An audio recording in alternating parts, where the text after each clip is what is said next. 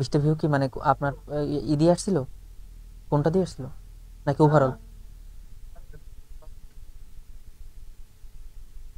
আসসালামু আলাইকুম, কি অবস্থা? এসএসসি 2024 ব্যাচ, 25 ব্যাচ এবং 26 ব্যাচ, আশা করি তোমরা সবাই খুব ভালো আছো।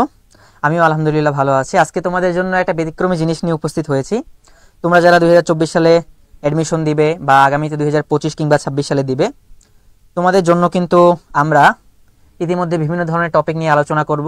এর মধ্যে আজকে তোমরা যারা ঢাকা ইউনিভার্সিটিতে সায়েন্স থেকে পরীক্ষা দিবে, তোমাদের জন্য আমরা আজকে হায়ার ম্যাথ সলভ ক্লাস নিচ্ছি। অর্থাৎ 2023-24 শিক্ষাবর্ষে আমি যে বর্ষে পরীক্ষা দিয়েছি, যে শিক্ষাবর্ষে, সেই শিক্ষাবর্ষে হায়ার ম্যাথে যে এমসিকিউ কোশ্চেনগুলো আছে সেগুলো আজকে আমি সলভ করে দেওয়ার চেষ্টা করব। কেন এগুলো আসলে সলভ করা দরকার বা কেন তোমার উচিত আজকে লাইভ ক্লাসটা দেখার, সেটা সম্পর্কে যদি একটু বলতে চাই। তোমরা যদি আসলে বিগত বছরের প্রশ্ন সম্পর্কে একটা ভালো ধারণা না নাও, যে কিভাবে আসলে প্রশ্নগুলো বিগত বছর থেকে আসতেছিল, কোন কোন জায়গা থেকে আসতেছিল, কোন কোন টপিক টাচ করতেছিল, তাহলে আসলে তুমি প্রশ্নের ধরনটা বুঝতে পারবে না, যে তোমার আসলে প্রশ্নগুলো কিভাবে আসে। তো সেক্ষেত্রে আমি বলবো যে তোমরা অবশ্যই অবশ্যই বিগত বছরের প্রশ্নগুলো বারবার সলভ করবে, তাহলে তোমরা আসলে যে প্রশ্নের ধরন এবং ক্যাটাগরি সেটা বুঝতে পারবে। যাই হোক, আজকে লাইভটা করতে করতে অনেক দেরি হয়ে গেছে, আরও একবার দুইবার আসা হয়েছিল, তবে একটু আসলে যান্ত্রিক ত্রুটির কারণে সাময়িকভাবে আসলে লাইভটা ডিলিট করে দেওয়া হয়েছে। এখন এটাই ফাইনাল লাইভ হচ্ছে, আশা করি তোমরা যারা দেখতেছো দেখবে অবশ্যই উপকৃত হবে। তো যেটা বলতেছিলাম যে তোমাদের আসলে ঢাকা ইউনিভার্সিটি 100 মার্কসের প্রশ্ন এসে থাকবে, যেখানে 4টা সাবজেক্টে তোমার অ্যান্সার করতে হবে। ফিজিক্স, কেমিস্ট্রি, ম্যাথ, বায়োলজি তুমি চাইলে করতে পারো, বা অল্টারনেটিভ হিসেবে 4 সাবজেক্টের পরিবর্তে বাংলা ইংরেজিও করতে পারো।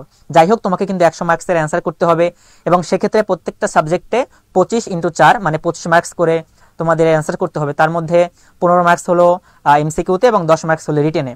আচ্ছা, আর সেই যে 25 মার্কসের হায়ার ম্যাথের আজকে আমরা কথা বলবো 15 মার্কস নিয়ে, অর্থাৎ এমসিকিউ যে 15 আসছিল সেই 15 মার্কস নিয়ে। এখন আমি আজকে আসলে তোমাদের যে 23-24 সেশনে হায়ার ম্যাথের কোশ্চেনগুলো ছিল সেগুলো একটু অ্যানালাইসিস করব, কোন কোন জায়গা থেকে টাচ করছে সেগুলো বলে দিব, পাশাপাশি সলভ করে দিব। সুতরাং তোমরা যারা এসএসসি 23 না, আর 23ও থাকতে পারে, অনেকে আসলে সেকেন্ড টাইম তোমরা ট্রাই করতেছো, সেক্ষেত্রে কিন্তু তোমাদের জন্য উপকার হবে। 24, 25, 26 মেইনলি আজকে ফোকাস করবে। যাই হোক, আমরা আর বাড়তি কথা না বলে চলো আমাদের লাইভ ক্লাসের দিকে চলে যাই। আচ্ছা, আমাদের যে প্রথম কোশ্চেনটা আছে, কি আছে, মুক্তভাবে পরন্ত কোনো বস্তু চতুর্থ সেকেন্ডে কত দূরত্ব অতিক্রম করে। তোমরা যদি একটু কোশ্চেনটার দিকে লক্ষ্য করো, এটা কিন্তু একটা 9-10 এর কোশ্চেন। তোমাদেরকে মনে আছে যে মুক্তভাবে পরন্ত বস্তু একটা বা টিতম সেকেন্ডে অতিক্রান্ত দূরত্ব একটা সূত্র ছিল না, s = u + ½ of a × 2t - 1। তাহলে যদি আমরা মুক্তভাবে পরন্ত বস্তুর ক্ষেত্রে হিসাব করি, সূত্রটা হবে h = u + ½ of g × 2t - 1। আমরা কিন্তু জাস্ট একটা সূত্র দিয়েই মাত্র এক লাইনের মাধ্যমে ম্যাথটা সলভ করে ফেলতে পারি। আচ্ছা, চলো একটু দেখে আসি কি ছিল আমাদের সূত্র ভাইয়া, যেটা বলছিলাম যে h = u + ½ of g × 2t - 1। ঠিক আছে? আচ্ছা, যেটা তোমাদের বলতেছিলাম যে সূত্র কিন্তু মূলত s = u + ½ of a × 2t - 1। যেহেতু এইটা উপরে পরন্ত বস্তুর ক্ষেত্রে বিবেচনা করা হচ্ছে, সেক্ষেত্রে h = u + ½ of g × 2t - 1 সেই হিসেবে ধরা হবে। ঠিক আছে? তাহলে এখন আমরা যেহেতু পরন্ত বস্তু, তাহলে আদিবেগ কত ছিল? আদিবেগ কিন্তু 0 ছিল। তাহলে আদিবেগ যদি 0 হয়, তাহলে আমাদের ইউর টার্মটা বাদ হয়ে যায়। ইউর টার্মটা যদি বাদ হয়ে যায়, কি থাকে? হাফ ইন্টু জি এর মান কত? 9.8 ইন্টু 2t - 1। দেখো ভাইয়া, আমাদের এখানে কিন্তু বলে দিয়েছে চতুর্থ সেকেন্ড। সুতরাং যদি চতুর্থ সেকেন্ড বলে দেয়, তার মানে টি এর মান হলো 4, তাহলে 4 দুগুণে 8 মাইনাস 1 দিলে হয় 7। এখন এই ম্যাথ করার সময় কিন্তু আমরা ম্যাক্সিমাম ক্যালকুলেটর ব্যবহার করে থাকি, কিন্তু তুমি কিন্তু এখানে আসলে ক্যালকুলেটর ব্যবহার করতে পারবে না, কারণ ঢাকা ইউনিভার্সিটি কিন্তু তোমাকে ক্যালকুলেটর ইউজ করার সুযোগ দেবে না। সেক্ষেত্রে তুমি কিভাবে ক্যালকুলেটর ছাড়া খুব সংক্ষেপে এই ম্যাথগুলো করতে পারো সেটাও একটু তোমাদের দেখিয়ে দিচ্ছি। দেখো, এখানে হাফ 9.8 কে যদি আমি কাটি, 4.9 হয়। এটা তো আমরা সবাই জানি। 4.9 ইন্টু যদি আমরা 7 দিই, দেখা যায় যদি এখানে আমরা 5 ধরি, তাহলে 5 × 7 = 35, কিন্তু এখানে তো 5 নয়, 5-এর থেকে একটু কম। কত কম? 7 বার 0.1 কে গুণ দিলে 0.7 কম। তাহলে আমাদের 35 থেকে যদি 0.7 কমায় দিই, তাহলে অ্যান্সারটা কি হয়? 34.3। দেখো, এই যে 34.3 মিটার, 34.3 মিটার আমাদের কিন্তু অ্যান্সার চলে আসছে। সুতরাং 1 নাম্বার ম্যাথটা যে কত ইজি, অর্থাৎ তোমরা যারা 9-10 এ পড়তেছিলে তোমরাও কিন্তু ইজিলি করতে পারো, যে s = u + ½ of a × 2t - 1। Just s এর জায়গায় h আর a এর জায়গায় g, যেহেতু পরন্ত বস্তু আমাকে এখানে বলছি যে পরন্ত বস্তু।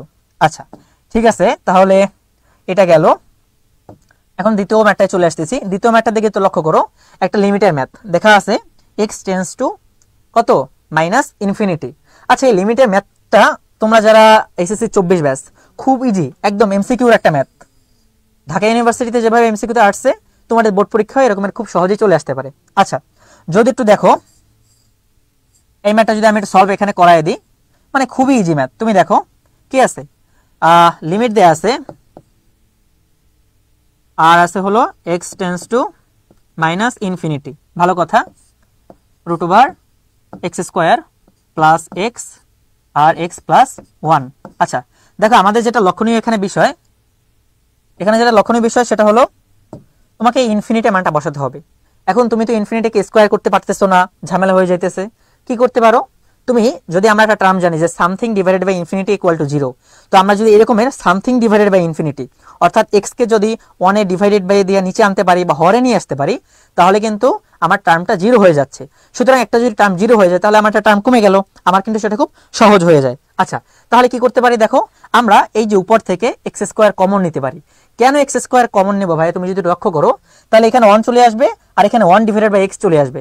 আমার উদ্দেশ্য কিন্তু হরে এক্স আনা। কেন এক্স আনতে হবে?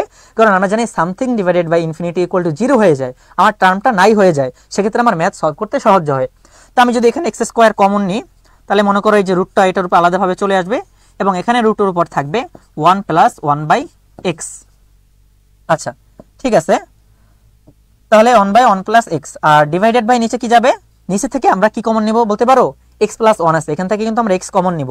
কেন কমন নিব ভাইয়া? কারণ আমার 1 ডিভাইডেড বাই এক্স আনতে হবে যাতে টার্মটা নাই হয়ে যায়। ঠিক আছে, আচ্ছা তাহলে যদি এখানে এক্স কমন আনি, তাহলে কি হয়, এখানে 1 প্লাস 1 বাই এক্স।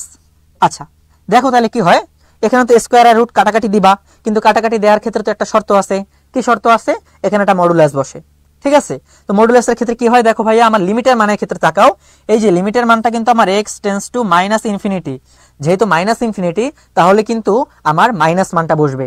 তাহলে যেহেতু মাইনাস মানটা বসবে, আমি এখানে করাচ্ছি দেখো, মাইনাস মানটা যদি বসে তাহলে এখানে থাকে মাইনাস এক্স, আর কি থাকে ভাইয়া, আর থাকে হলো root over 1 plus 1 by x, আর নিচে থাকে হলো x into 1 plus 1 by x.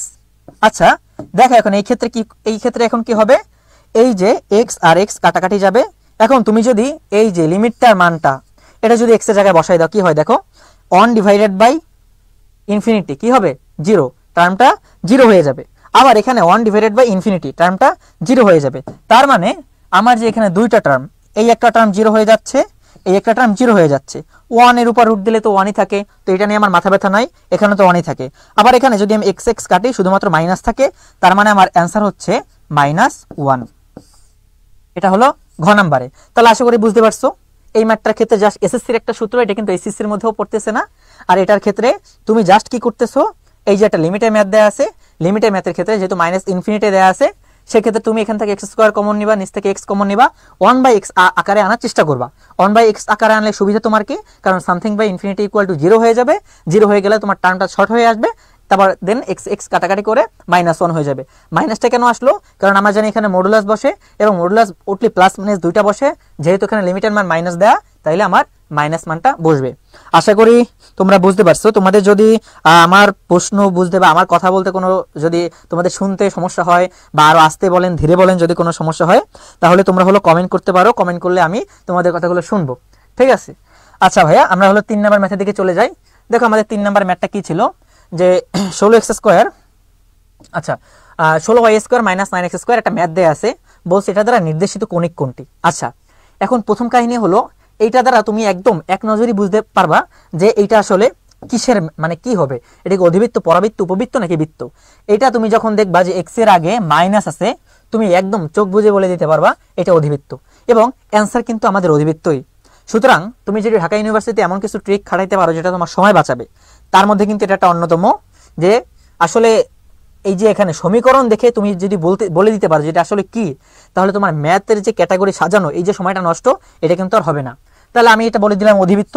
এখন কিভাবে অধিবৃত্ত হয় সেটা একটু দেখি। আচ্ছা এখানে কি আছে দেখো, আমার 16y স্কোয়ার আছে। আচ্ছা আমি এক কাজ করি, y এর মানগুলো একই দিকে আনি। আচ্ছা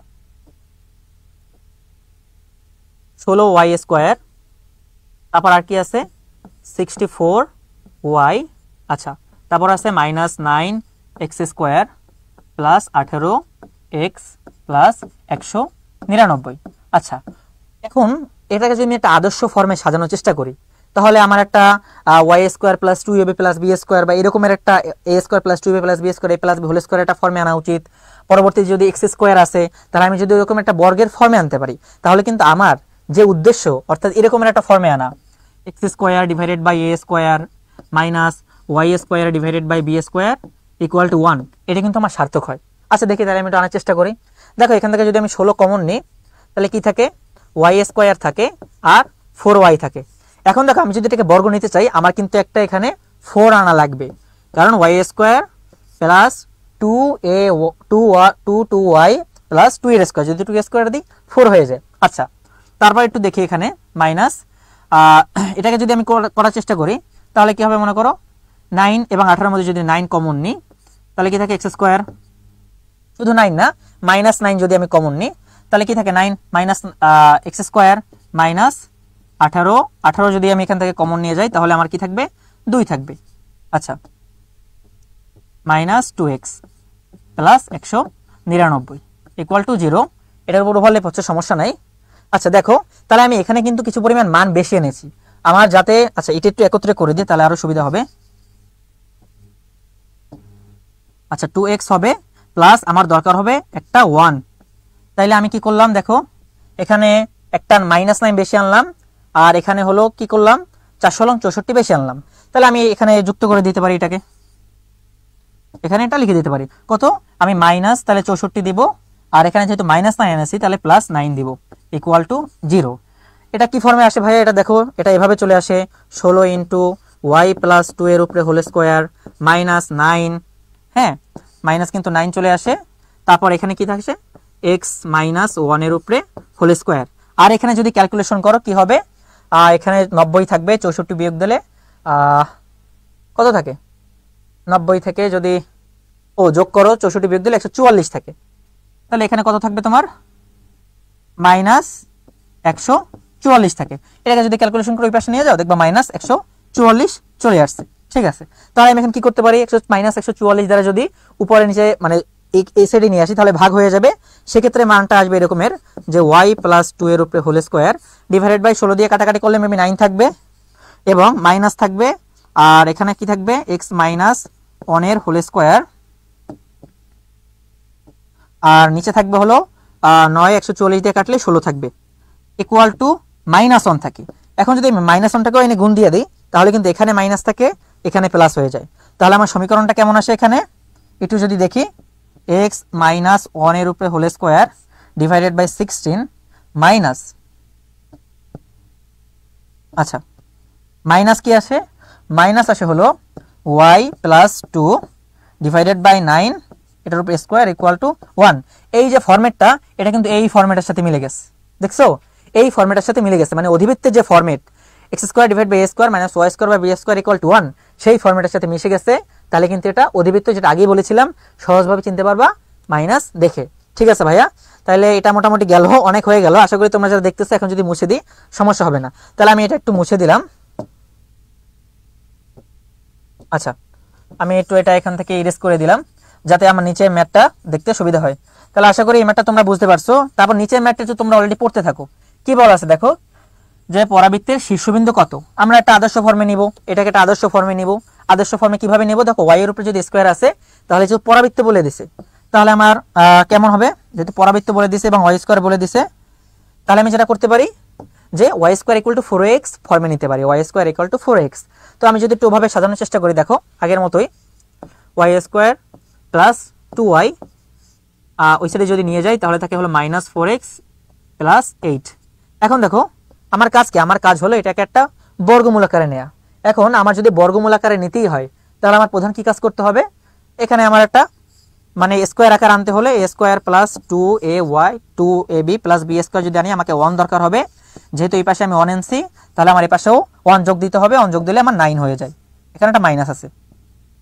আচ্ছা, তাহলে এখন কি করতে পারি, এখান থেকে কি লিখতে পারি, এখান থেকে y প্লাস 1 এর হোল স্কোয়ার আমি দিতে পারি, আর এখান থেকে কি -4 যদি আমি কমন নিই, তাহলে কি থাকে x minus 9/4।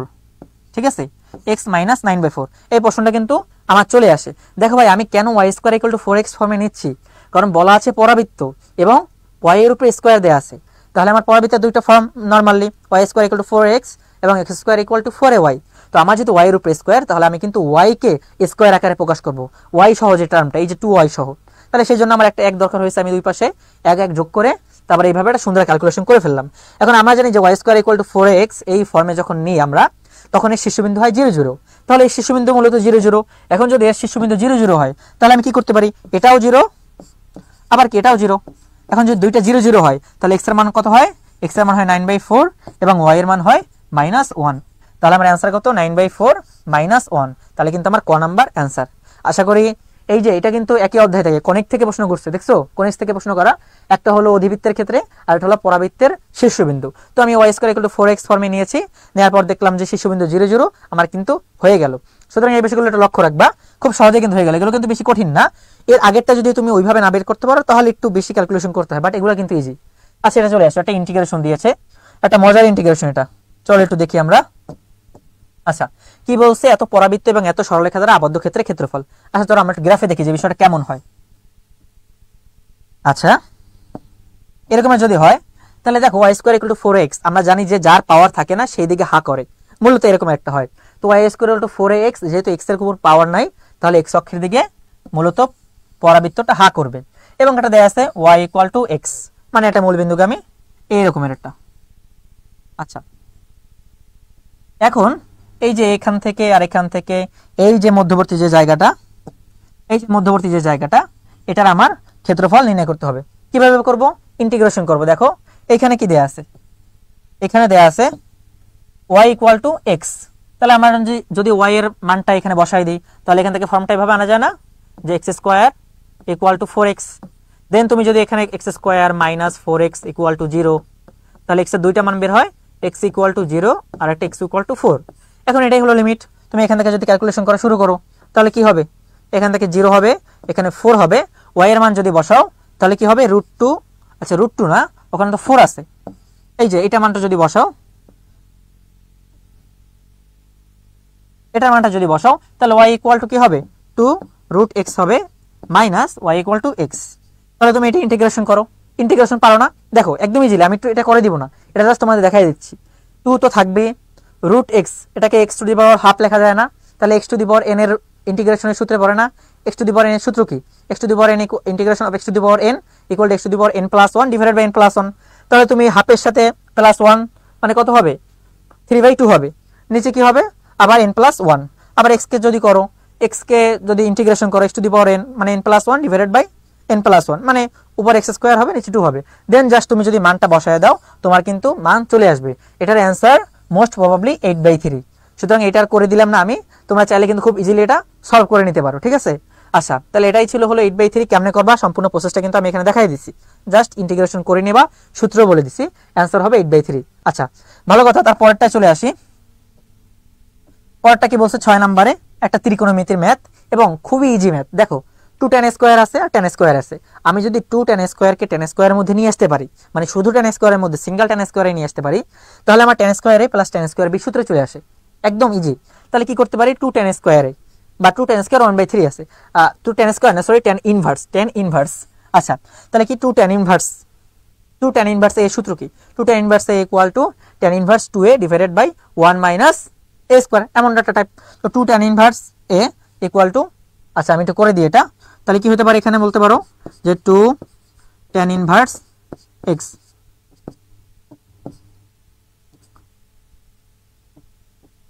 Equal to tan inverse 2x divided by 1 minus x square. আচ্ছা এখানে 2x, x কি, x তো হলো 1/3।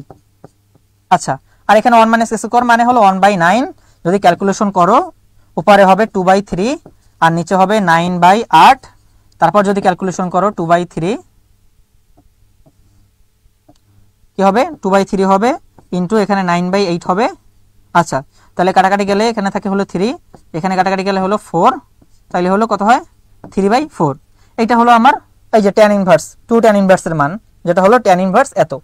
এখানে কি লিখতে পারি, tan ইনভার্স 3/4। এখন কি সূত্র, tan inverse a plus tan inverse b, একদম ইজি সূত্র না। tan inverse a plus tan inverse b সূত্র কি, tan inverse a plus tan inverse equal tan inverse a plus b divided by 1 minus ab। তাহলে একদম easily তুমি যদি বসায় দাও, আমি এটা যদি করাইয়া দিই, করানো লাগবে, আচ্ছা করাই দিচ্ছি, এই উপর থেকে করাই দিচ্ছি। দেখো tan inverse a plus tan inverse b এর সূত্র কি, tan inverse a plus b,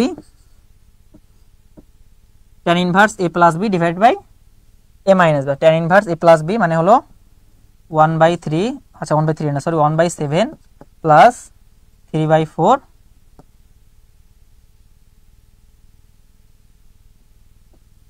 আচ্ছা 1 মাইনাস ab মানে 1/7 ইন্টু 3/4। ক্যালকুলেশন করো, দেখবা π/4 চলে আসছে। ঠিক আছে ভাইয়া, একদম ইজি। তাহলে 2 tan ইনভার্সের যে ফর্মটা, সেটা তোমরা প্রথমে tan ইনভার্সে কনভার্ট করবা, দেন tan inverse a plus tan inverse b এর সূত্রে বসাই দেবা, তাহলে কিন্তু হয়ে গেল। ঠিক আছে, আচ্ছা তোমাদের যদি কারো বুঝতে সমস্যা হয় তাহলে জানাইও।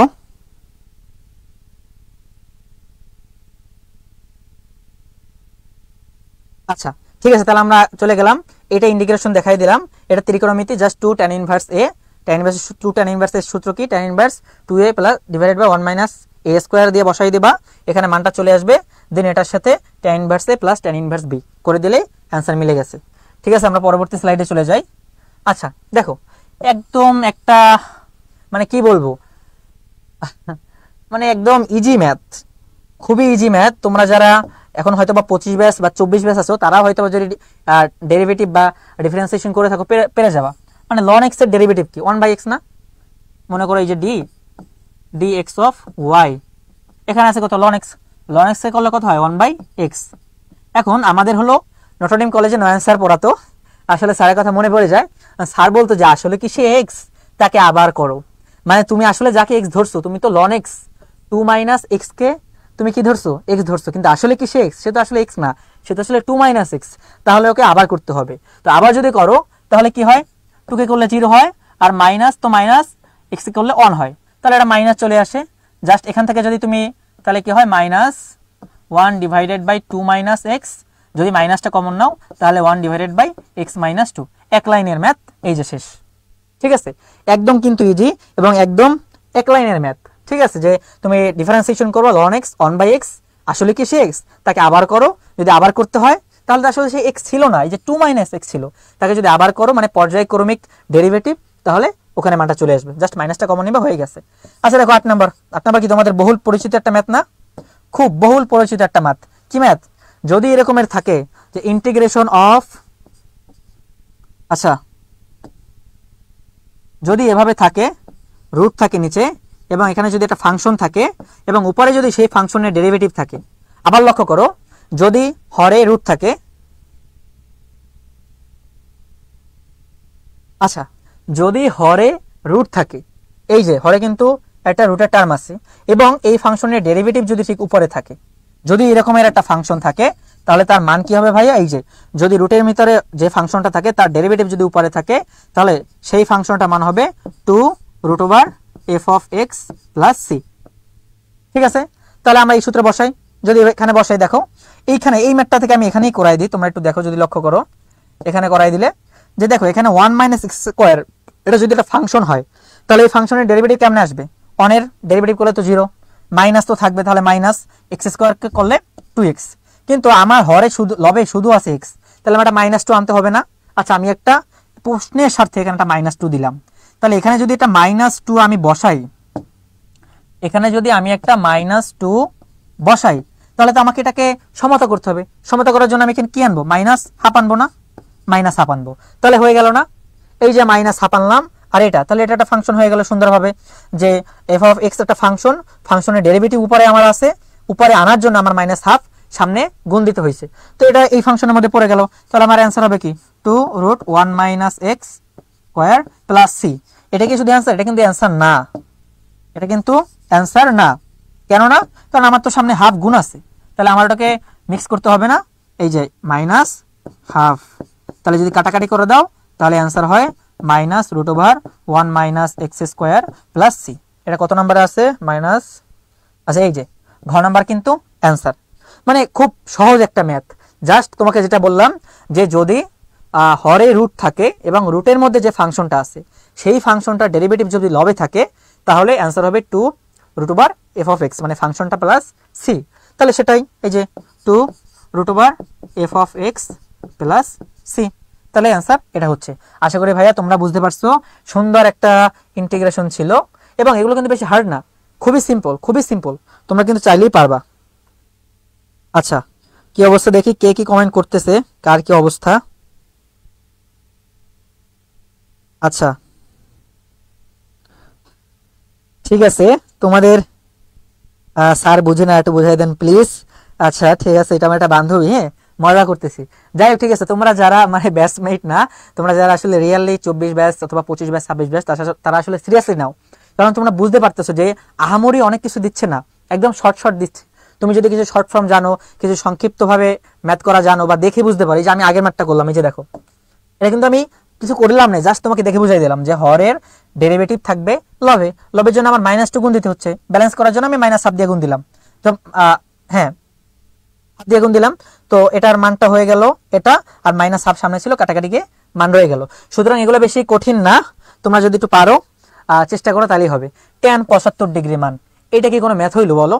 ঢাকা ইউনিভার্সিটিতে tan যদি 75 ডিগ্রি মান বাইর করতে বলে, এটা আসলে মানে স্ট্যান্ডার্ড, হ্যাঁ যাইতে পারে, যেহেতু সবার ক্ষেত্রেই ভালো কঠিন খারাপ সব মিলিয়ে থাকবে। আচ্ছা তাহলে আমরা করি, কত বলো, tan 75 ডিগ্রি। আচ্ছা tan 75 ডিগ্রি, তাহলে tan 75 ডিগ্রি আমরা কি লিখতে পারি, tan 45 ডিগ্রি প্লাস 30 ডিগ্রি, কারণ আমি তো tan 75 ডিগ্রি ডাইরেক্ট মান জানি না, তাহলে কি tan a প্লাস b এর সূত্র, tan a প্লাস b এর সূত্র কি, tan a plus tan b,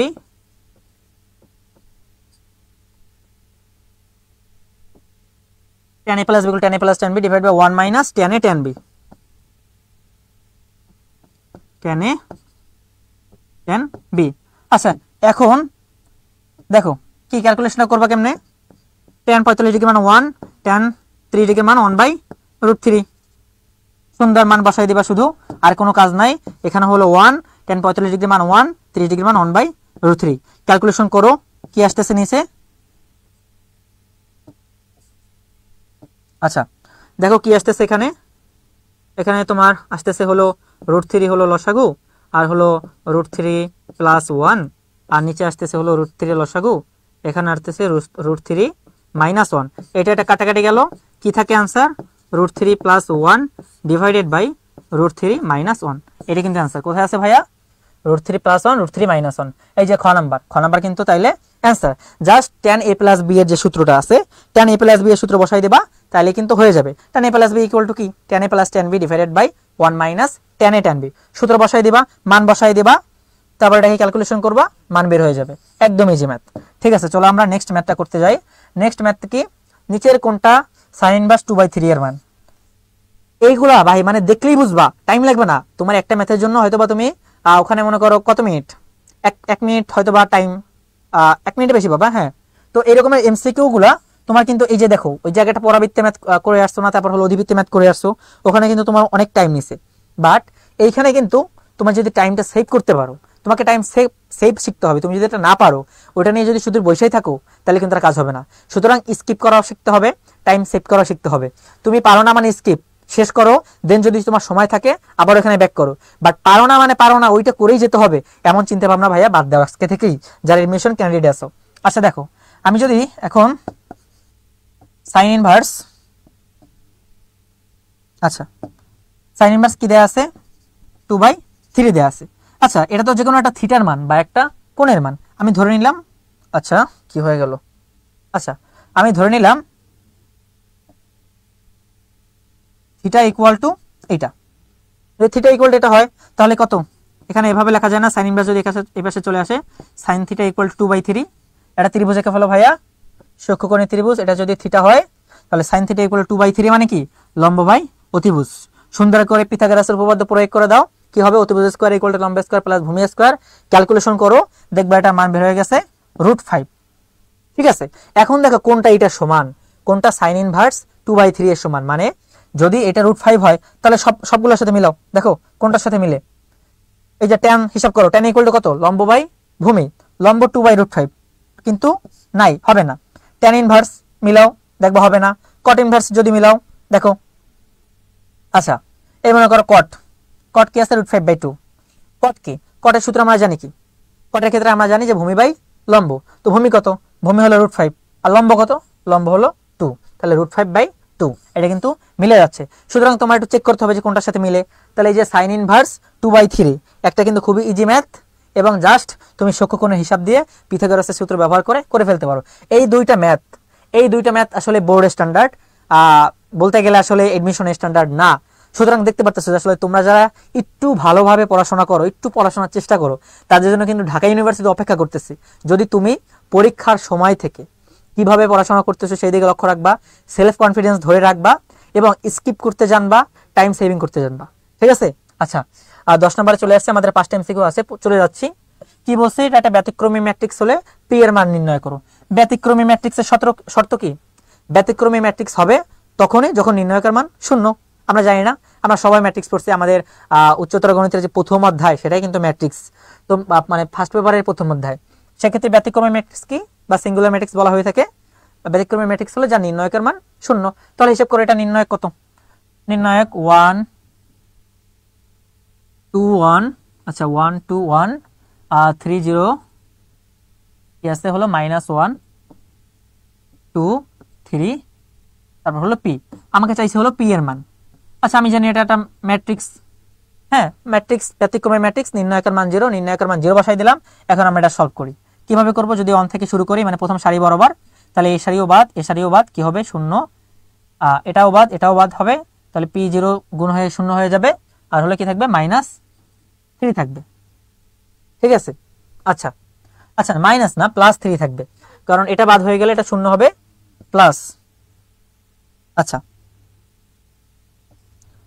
তারপরে যাই, তারপরে হবে কি, কই ছিল, তারপর হবে -3 দিয়ে শুরু হবে, তাহলে এটাও বাদ এবং এটাও বাদ, কি হবে 2p -3 না, এটাও বাদ হবে, এই কলামও বাদ হয়ে যাবে, এই সারিও বাদ হয়ে যাবে, 2p -3 থাকবে।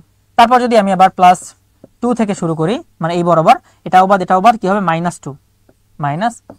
আচ্ছা, এখন ক্যালকুলেশন করি, এখানে 3 আসতেছে, ঠিক আছে, এখানে 3 আসতেছে, আর কি আসতেছে -3 দুগুণে 6p, আর হলো +9p, 9p নাই। আচ্ছা, তারপর আসতেছে হলো -4। যদি একটু ক্যালকুলেশন করো, ইকুয়াল টু কত হবে, ইকুয়াল টু হবে 0।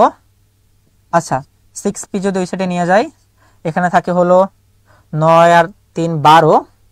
আচ্ছা, দেখি মিলতেছে না কোথাও ভুল গেল। আচ্ছা, দেখতেছি 1 3 2 2 0 3 1 -1p, এবার আবার করলে এটাও বাদ -3 3 হয়েছে, ভালো কথা, -2p -3, এটাও ঠিক আছে, +2 -2, কি হবে -4 হইতেছে, 3 হইতেছে, -6p হইতেছে, আচ্ছা -9, তাহলে 9 আর 3 12 হবে 12। আচ্ছা, 12 থেকে 4 গেলে কত হয়, 8 হয়, তাহলে এই সেটা থাকবে হলো 8। আচ্ছা, তাহলে পি এর মান যদি বের করি, তাহলে 8/6 ইকুয়াল টু কত, 4/3। আমার কি অ্যান্সার আছে 4/3, এই যে 4/3। ঠিক আছে, তাহলে মিলে গেছে, প্রশ্নে ভুল নাই, প্রশ্নে আর উত্তরেও ভুল নাই, একদম ইজি ম্যাথ। কি বলছে, ব্যতিক্রমী ম্যাট্রিক্স, ব্যতিক্রমী ম্যাট্রিক্স মানে নির্ণয়কের মান 0, এটা তোমার জানতে হবে, তুমি অবশ্যই জানো, যেহেতু পড়ে আসছো। নির্ণয়কের মান 0 মানে নির্ণয়কের মান 0 ধরবা, ক্যালকুলেশন করবা, মান বের হয়ে যাবে, একদম ইজি ম্যাথ। এটা চলে আসি, দেখো, এত বিন্দুগামী এবং এত রেখার উপর লম্ব রেখার সমীকরণ। লম্ব রেখার সমীকরণ মানে কি, এক্স এর সহগ ওয়াই এর কাছে যাবে, ওয়াই এর সহগ এক্স এর কাছে আসবে, মধ্যবর্তী সাইন চেঞ্জ হয়ে যাবে এবং প্লাস কে হবে। দেখো, এই একটা সরলরেখা আছে, এটা কি বলছে, লম্ব রেখার সমীকরণ। তাহলে আমি বলছি কি, যখনই লম্ব রেখার সমীকরণ বলবে, এক্স এর সহগ ওয়াই এর কাছে, ওয়াই এর সহগ এক্স এর কাছে, মধ্যবর্তী সাইন চেঞ্জ, তাহলে কি হবে 3x + 2y + k = 0। এটা কি, এটা হলো একটা লম্ব রেখার সমীকরণ, যে কোনো লম্ব রেখার সমীকরণ। তারপর বলতেছে এটা আবার 1 অন বিন্দুগামী, তাহলে বসাও এখানে 1 অন, x এর জায়গায় 1, y এর জায়গায় 1 বসালে k এর মান কত হয়, -5 হয়। তাহলে যদি -5 হয়, তাহলে বসাও এখানে 3x + 2y - 5, 3x + 2y - 5। তার থেকে বড় কথা দেখো, তুমি যদি এটা দিকে তাকাও, তারপর যদি বলে লম্ব রেখার সমীকরণ, তুমি কিন্তু এক চান্সে বুঝতেছো যে x এর সহগ y এর কাছে, y এর সহগ x এর কাছে এবং প্লাস k হয়ে যাবে। সুতরাং এইটা যে হবে না, এটা কিন্তু আমি একদম প্রথম দেখায় বাদ দিয়ে দিতেছি, যে দুটো হচ্ছে না, কারণ আমার সাথে মিলতেছে না, হয় এইটা হবে, না হয় এইটা হবে। তারপর আমরা ক্যালকুলেশন করে দেখলাম কে এর মান -5, এই জন্য এটা হলো। তাহলে লম্ব রেখা সমীকরণ এগুলো তো একদম ইজি, এগুলাও কিন্তু তোমাদের ঢাকা ইউনিভার্সিটি ভর্তি পরীক্ষায় দিয়ে থাকে। সুতরাং তোমরা কোনো কিছু স্কিপ করার চেষ্টা করবে না, সহজ দেখে যে ভাইয়া এগুলো তো খুব সহজ, এগুলো কেন অ্যাডমিশনে দিবে, এই সহজগুলো অ্যাডমিশনে দেয়। তোমরা যেগুলো পড়ে সারা রাত্র ঘুম নষ্ট করে দাও ওগুলো অ্যাডমিশনে দেয় না, বিশ্বাস করো ওইগুলো অ্যাডমিশনে দেয় না। তোমরা যেগুলা কঠিন বানিয়ে পড়ো, সারা রাত্র পড়ো, ঠিক আছে, ইঞ্জিনিয়ারিং যারা আসো, যারা আইআইটি কোশ্চেন ব্যাংক সলভ করো, আমার বুয়েটের প্রিলিতে হয়েছিল বাট আনফরচুনেটলি রিটেনে হয় নাই। যাই হোক, আমিও পড়ি নাই, বা অনেকে তোমরা দেখছো যে আমি অনেকের সাথে লাইভ করছিলাম, হ্যাঁ, আমাদের কলেজে যারা ভালো ভালো জায়গায় টপ করছে ওরা কিন্তু অনেকে বলছে যে আসলে ওরা ওইভাবে বাইরের যে বইগুলো এগুলো দেখে নাই, ঠিক আছে। অনেক জায়গায় তোমরা কোচিং করো বলে আইআইটি কোশ্চেন ব্যাংক সলভ হাবি যাবে অনেক কিছু। যাই হোক, তোমরা যদি তোমাদের বইতে যা আছে সেটা পড়তে পারো তাহলেই তোমার এডমিশনের জন্য এটা আসলে ইজি হয়ে যায়, ঠিক আছে। আচ্ছা, তাহলে পরের ম্যাথটা চলে যাই। পরের ম্যাথটা কি? পরের ম্যাথটা হলো r = sin θ, বৃত্তের কেন্দ্র এবং ব্যাসার্ধ কত হবে। আচ্ছা দেখো, এটা কিন্তু একটা পোলার মান, ঠিক আছে, পোলার এবং কার্তেসীয় দুটো বিষয় আছে না, তো এইটা হলো পোলার মান, আমার চাইছে হলো কার্তেসীয় মানে। আমি করে দিই, দেখো কি আছে, r = sin θ। এখন আমি জানি x = r cos θ, y = r sin θ। আমি জাস্ট মনে করো মানটা এখানে বসাই দিই, আর উভয় পাশে r দিয়ে গুণ করলে এখানে হবে r² এবং r sin θ। তাহলে r² পরিবর্তে বসানো যায় x² + y², আর r sin θ পরিবর্তনে বসানো যায় y, কারণ আমরা x = জানি r cos θ, y = জানি r sin θ, এবং r = জানি √x² + y²। সুতরাং r² কি হবে? x² + y²। মানে পোলার এবং কার্তেসীয় স্থানাঙ্কের মধ্যে যে সম্পর্ক, সেই সম্পর্ক নিয়ে কথা বলতেছি। আচ্ছা, তোমাদের যদি কারো বুঝতে সমস্যা হয়, কোনো প্রশ্ন থাকে, তাহলে তোমরা কমেন্ট করতে পারো, আমি চেষ্টা করবো সমাধান করে দেওয়ার জন্য। আচ্ছা, তাহলে আমাদের এখানে কিভাবে আসে, x² + y² - y = 0। দেখো এখন এটা ফর্মে চলে আসছে। আচ্ছা, বলছে কি বৃত্তের কেন্দ্র এবং বৃত্তের ব্যাসার্ধ কত, তাহলে এটা বৃত্তের সমীকরণ, ভালো কথা। এখন কেন্দ্র আমরা কি হিসেবে হিসাব করি, কেন্দ্র = -g - f। দেখো এটাকে যদি আমি সাজাই এভাবে যে x² y², ঠিক আছে, আচ্ছা, তারপর হলো -2 + 2gx। আচ্ছা,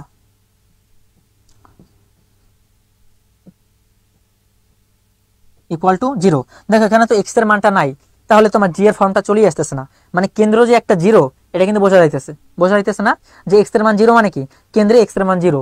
সুতরাং এটা যে হইতেছে না, তারপর এটা যে হইতেছে না, এটা তো শিওর, কারণ এটার x এর মান দেয়া আছে হাফ। কিন্তু আমি এখানে দেখতেছি আমার g এর মানে কেন্দ্রের যে x এর মান সেটা নাই, g অপশনটাই নাই। সুতরাং আমার কেন্দ্র যে 0 হবে এটা তো এখান থেকে বোঝা যাইতেছে, সুতরাং এটা বাদ হয়ে গেল।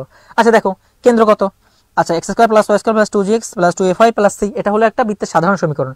এখান থেকে যদি হিসাব করি তো আমার কেন্দ্র হলো -g - f। তাহলে আমার তো g এর মানই নাই, এটা হলো 0, আর যদি -f এ বসাই দিই তাহলে হলো হাফ। তাহলে কেন্দ্র কত বাইরে এসে ভাইয়া 0 হাফ। তাহলে 0 হাফ হইলে এটাও বাদ, হয় এটা হবে না হয় এইটা হবে, যে কোনো একটা হইতে পারে। এখন কোনটা হবে কি বলছে, ব্যাসার্ধ চেক করতে হবে। ব্যাসার্ধের ক্ষেত্রে আমরা কি সূত্র জানি না, r = g² + f² - c। চলো আমরা ওটা দিকে চলে যাই, আর এটা ভিন্নকালীনই, বুঝতে সুবিধা হবে। চলো, এই যে r = g² + f² - c, মান বসাই দাও। g এর মান তো 0, f এর মান কত, f এর উপরে যদি স্কয়ার দাও তাহলে কি 1/4 হয়, c এর মানও তো নাই, c এর মান কত 0, তাহলে বাদ হয়ে যায়, কি হয় হাফই থাকে। যদি ব্যাসার্ধ হাফ হয় তাহলে অ্যান্সার কত, ঘ নাম্বার। বুঝতে পারছো ভাইয়া? শুধুমাত্র তোমার পোলার স্থানাঙ্কে দেয়া আছে, তোমার কার্তেসীয় স্থানাঙ্কের মধ্যে যদি তুমি সম্পর্কটা জানো, সর্বোচ্চ 1 মিনিট লাগবে তোমার ম্যাথটা সলভ করতে। জাস্ট উভয় পাশে আর বসাবা, আর স্কয়ার মান বসাবা, এটার মান বসাবা, দেন দেখবা এক্স এর মান যেহেতু নাই, জি এর মান নাই, তাহলে কেন্দ্রের মধ্যে একটা হবে 0, আর একটা কত, এই যে -f দিয়ে বের করে ফেলবা। দেন ব্যাসার্ধের ক্ষেত্রে r = √x² + y², আর একটা কই, আচ্ছা, ব্যাসার্ধের ক্ষেত্রে r = √g² + f² - c। c হলে একটা ধ্রুব সংখ্যা, এখানে যেহেতু নাই কিছু তাহলে সেটা শূন্য বসে যাবে। আচ্ছা, 14 নাম্বার দেখো, একের একটা জটিল ঘনমূল w হলে, এই ম্যাথ ভাইয়া এখানে কত কত আছে আমি একটু ভালোভাবে লিখে দিই। w মানে ω16 + ω32, এত এর মান কত? আমরা পড়ছি না যে এককের ঘনমূল, এই যে বলতেছি একের একটি ঘনমূল, এককের 3টা ঘনমূল থাকে, একটা হলো বাস্তব আর দুইটা হলো জটিল। একটাকে আমরা একটা 3টা মান দিয়ে প্রকাশ করে থাকি, একটা হলো 1 বের হয়, আর একটা হলো ওমেগা, আর একটা হলো ω², এবং 3টা যোগফলের ক্ষেত্রে আমরা একটা রিলেশনে জানি 1 + ω + ω² = 0, আর একটা কি জানি ভাইয়া, ω³ = 1। আমরা কিন্তু মোটামুটি সম্পর্ক সবই জানি, কি জানি এককের 3টা ঘনমূল বের হয়, একটা বাস্তব মূল, 2টা জটিল মূল। বাস্তব মূল তো হলো এই 1, আর 2টা জটিল মূল যেটাকে আমরা একটা ওমেগা আর একটা হলো ওমেগা স্কয়ার দিয়ে প্রকাশ করে থাকি। এবং এই যে জটিল মূল এরা কিন্তু একটা অপরটার বিপরীত হয়ে থাকে, ঠিক আছে। আচ্ছা চলে আসি তাহলে, দেখো এখন এইটাকে যদি আমাকে সলভ করতে বলে, এটা মান চাই, কি করতে পারি আমরা ওমেগা কিউব আকারে এটাকে ভাঙাইতে পারি। ভাঙালে আমার করার জন্য সুবিধা হবে, কারণ আমরা ওমেগা কিউবের মান জানি। আচ্ছা এখন যদি আমি এখানে এভাবে করি, দেখো এই যে ওমেগা, এখানে যদি আমি কি ব্যবহার করি, কিউব দিই, এর উপর যদি আমি 5 দিই, আচ্ছা যদি 5 দিই তাহলে 3 5 15 আমার একটা ওমেগা থাকে, আমি ওমেগা গুণাকারে রেখে দিলাম। প্লাস ওমেগার উপরে যদি আমি এখানে 10 দিই, আচ্ছা সরি 10 হবে না, 3 ওমেগা কিউবের উপর 10 হবে। আচ্ছা এই যে ওমেগা কিউবের উপর 10 হবে, তাহলে 3 10 কে 30 হলো ইন্টু ওমেগা স্কয়ার গুণাকারে থাকলো। তাহলে এই যে ওমেগা কিউবের মান কত 1, 1 two the power 5 equal to কত 1ই, তাহলে শুধু থাকলো হলো ওমেগা, আর এখানে ওমেগা কিউবের উপর যতই পাওয়ার থাকুক মান তো 1ই, আর এখানে আছে হলো ওমেগা স্কয়ার। তো আমরা এই যে সম্পর্কটা থেকে কি জানি 1 plus omega square equal to 0, তাহলে omega plus omega square equal to কি হবে -1 হবে না, তাহলে অ্যান্সার কি -1। বুঝতে পারছো, অ্যান্সার হলো -1। তোমাদের হয়তোবা বোর্ডে দেখতে সমস্যা হতে পারে, একটু আমি হিজিবিজি করে লিখতেছি, আসলে প্রথম দিকে লিখতেছি তো এই জন্য হয়তো হাতে লাগা খুব সুন্দর না, এই জন্য আমি সরি, আশা করি আস্তে আস্তে ভালো হবে যাতে তোমরা খুব ভালোভাবে বুঝতে পারো। তাহলে এটা একদম easy math, just omega cube আকারে ভাঙাবার পর ওমেগা কিউবের মান বসাই দেবা 1, দেন দেখবা 1 প্লাস ওমেগা স্কয়ারের মান হলো 0, তো ওমেগা প্লাস ওমেগা স্কয়ার মান কি হবে -1, ইজিলি চলে আসে। আচ্ছা আমাদের হলো লাস্ট ম্যাথে আমরা চলে আসছি একদম। দেখো এর মতো ইজি ম্যাথ মানে কি বলবো ভাই, তোমরা যারা জুনিয়র আসো, ঢাকা ইউনিভার্সিটি প্রিপারেশন নিতেছো, ভার্সিটি প্রিপারেশন নিতেছো, তোমরা যদি বিগত লাস্ট 10 বছরের কোশ্চেন ব্যাংক সলভ করো, তোমাদের কোন জায়গা থেকে প্রশ্ন আসতে পারে তোমরা একদম শিওর বুঝে যাবা। এখন তোমরা যদি কোন জায়গা থেকে প্রশ্ন আসে তোমরা যদি নাই জানো, তোমরা যদি বাংলা রিডিং পড়তে থাকো, মনে করো 120টা দেখলে একটাও আসলো না, অথচ যে জায়গা থেকে ইম্পর্টেন্ট, যে জায়গা থেকে বারবার কোশ্চেন ছিল তুমি সেটা জানোই না। সুতরাং কোশ্চেন ব্যাংক কিন্তু তোমাকে সলভ করতেই হবে। দেখো ভাইয়া একটা সহজ মেথড, যে কে এর কোন মানের জন্য এত এর একটি মূল অপর মূলের বিপরীতে 3 গুণ হবে। আচ্ছা ভালো কথা, এর বলছে একটা মূল, আমি একটা মূল ধরে নিলাম আলফা, সমস্যা নাই, তো আমি একটা মূল আলফা ধরে নিলাম। আবার বললো যে অপর মূলটি এর কি মূলের বিপরীতের 3 গুণের সমান, মানে একটা মূল যদি আলফা হয় অপর মূলটা হবে এর বিপরীতের 3 গুণের সমান। তাহলে আমার এই দুইটা মূল, একটা হলো আলফা আর একটা হলো 3 আলফা। বুঝতে পারছো প্রশ্নটা, যে বলছে কে এর কোন মানের জন্য এত এর একটি মূল, সেটা মূল ধরলাম আমি আলফা, অপর মূলের বিপরীতের মানে এই মূলের বিপরীত 1 আলফা, এর আবার 3 গুণ, তাহলে 3 আলফা। তাহলে আমি দুটো মূল পেয়ে গেলাম, আমি মূল দুটা। এখন কি বলতেছে, মূল দুটো পেয়ে গেলাম, এখন বলছে যে গুণের সমান হবে কিসের মান, কে এর মান কত হলে, কে এর মান বের করতে হবে। তো আমরা জানি কি মূল দুটার যোগফল alpha plus beta equal to minus b by a, আবার আলফা বিটা ইকুয়াল টু কত, সি বাই এ, ঠিক আছে। সুতরাং এখানে আলফা বিটা নাই, এখানে কি আছে, এখানে আছে আলফা আর এটা হলো 3 আলফা ইকুয়াল টু কি হবে ভাইয়া, সি বাই এ। সি কোনটা, সি হলো তো কে, এই যে, আর এ কোনটা, এ হলো 2। এখন ক্যালকুলেশন করো, আলফা আলফা কাটা, কে ইকুয়াল টু 3 দুগুণে 6। এই রকমের ইজি ম্যাথ ভাইয়া, এগুলোকে দেখছো আর এক লাইনের ম্যাথ, জাস্ট একটা আলফা আর একটা বলছে বিপরীতের 3 গুণ, মানে হলো আলফা বাই 3, তাহলে দুটো গুণফল কি সি বাই এ, একটা হলো কে বাই 2, যদি কাটাকাটি করে দাও জাস্ট কে ইকুয়াল টু 6 এর মান হয়ে গেল। মানে এই রকমের ইজি জিনিস কি বলবো ভাই, এগুলো যদি তোমার ঢাকা ইউনিভার্সিটিতে আসে, তুমি যদি তারপরে অ্যান্সার করতে না পারো, মানে আর কিছু বলার নাই। যাই হোক আমাদের হলো আজকে এই পর্যন্ত ছিল, তোমাদের আমরা 15টা এমসিকিউ খুব সুন্দরভাবে সলভ করে দেওয়ার চেষ্টা করেছি।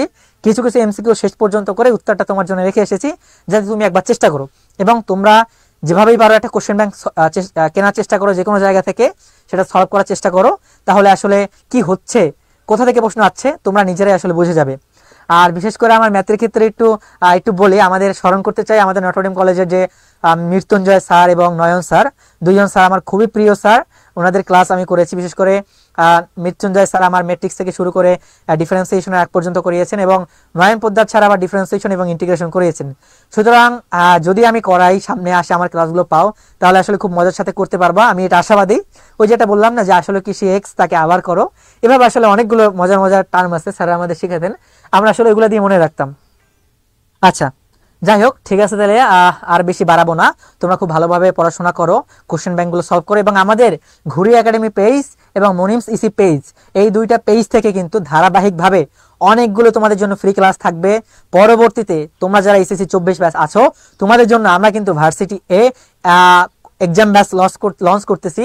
সেখানে তোমাদের 80-এর অধিক কিন্তু সব মিলিয়ে এক্সাম থাকবে।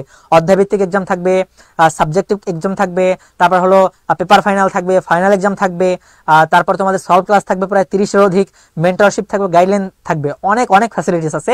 এই সম্পর্কে তোমরা আরো জানতে পারবে, পেজে ফলো দিয়ে রাখো, অনেক পোস্ট হবে, অনেক ফ্রি ক্লাস হবে, সবগুলো আশা করি তোমরা আমাদের সাথে চলবে। এবং শুধু আমি না, আমাদের সাথে কিন্তু ঢাকা ইউনিভার্সিটির তোমাদের অনেক বড় বড় ভাইয়ারা আসবে, ভালো ভালো জায়গায় ভাইয়ারা আছে, ভালো ভালো পজিশনে আছে, তারা আসবে, তোমাদের ক্লাস নিবে। আশা করি তোমরা অন্তত ফ্রি ক্লাসগুলো নিজেরা তো যেভাবে করবে তোমাদের বন্ধুদের সাথেও সেভাবে শেয়ার করবে। যাই হোক, ঠিক আছে, আল্লাহ হাফেজ, তোমরা সবাই ভালো থাকো, আমাদের জন্য দোয়া করো। আল্লাহ হাফেজ, আসসালামু আলাইকুম রহমতুল্লাহি ওয়া বারাকাতুহু।